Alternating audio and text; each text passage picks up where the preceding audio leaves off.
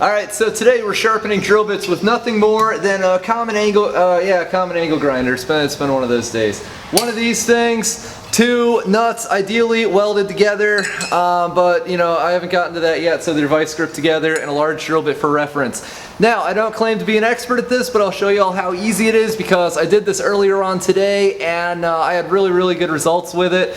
And I've only done this a handful of times and I'm pretty comfortable with my skills already. And that's the thing, I've actually invested less time learning how to do this on a bench grinder than I invested learning how to use my piece of junk drill doctor before I threw it out.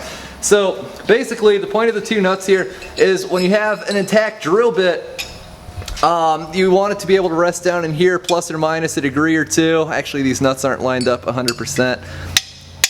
But you get the idea there. It should fit in about like such. And so what I like to do is just sharpen the bits until they fit in there. The other purpose behind the intact drill bit is you can use it for reference. Like you can look at it and say, alright, this flute goes down that way, so I need to rotate this. Like you can see, this is one of the bits the drill doctor chewed up. So it's pretty bad, quite frankly. So all we'll do is we'll line this up and I can see the cutting edge needs to go across here instead of being a dull hump, basically. So we'll fire this up here, and let's see, I'll just try and replicate what I saw on that larger bit.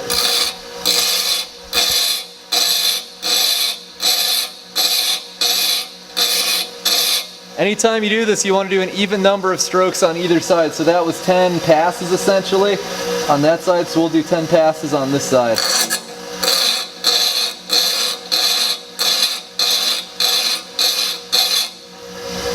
And now we'll compare in here. You can see this still doesn't have quite enough of a point.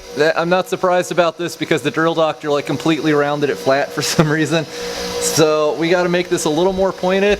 We'll compare it against this bit. You can see we're on the right track. We just have to make the point a little pointier.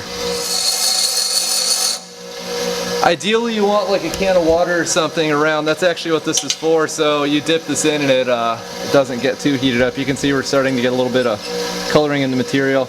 You can see that's looking fairly stinking close already. I think one or two more rounds and we'll be in business.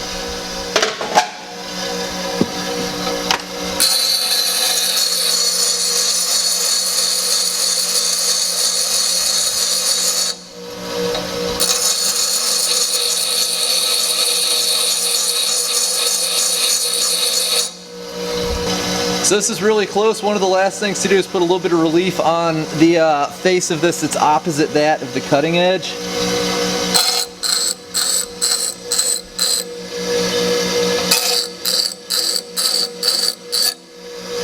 See, that's really close to a factory sharpened bit now. Let's try it out. So here's a few things to keep in mind. Fixing the cutting edges on a drill bit that have chunks missing out of them, that's by far the easiest thing to do regarding this. Just a few little quick passes and you're back in business. So the geometry is all the same, not really all that much to worry about. On the flip side, the hardest part of this to do that I've found is fixing a bit that's been completely like split off, but it's still doable. The other thing, you can get these as precise and as close and as tight as you want them to be. This is probably, I'd say, like approximately 80 to 90% as good as the original drill bit here. I'll roll in a picture if I remember.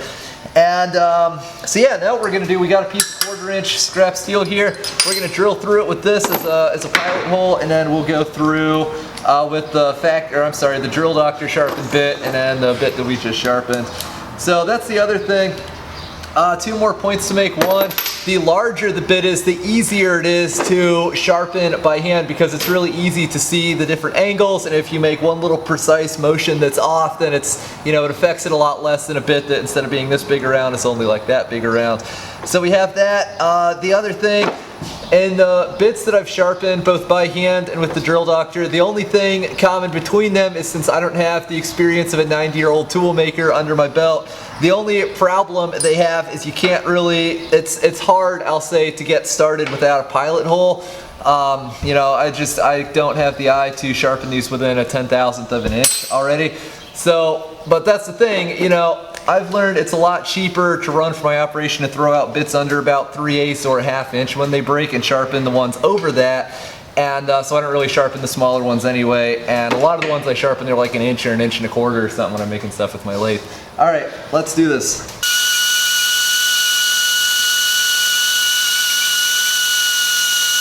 So we got 2 pilot holes drilled with the same exact bit through the same exact steel. Let's try this one first. This is the Drill Doctor sharpened one. This is one of the ones that the thing actually sharpened properly, so it should be about the same as a factory edge.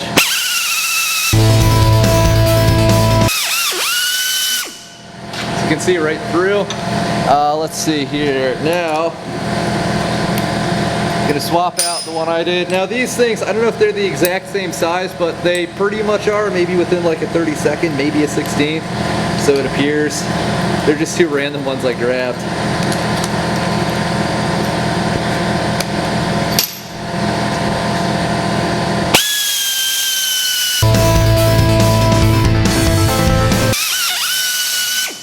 It works. So there you go. Like I said, I don't claim to be a master of this, but I do understand the basic fundamentals of it, and to be brutally honest, if you guys understand the basic fundamentals with a little bit of practice, you can take dull, completely dicked up drill bits and get them really, really close to factory good. So that's the video.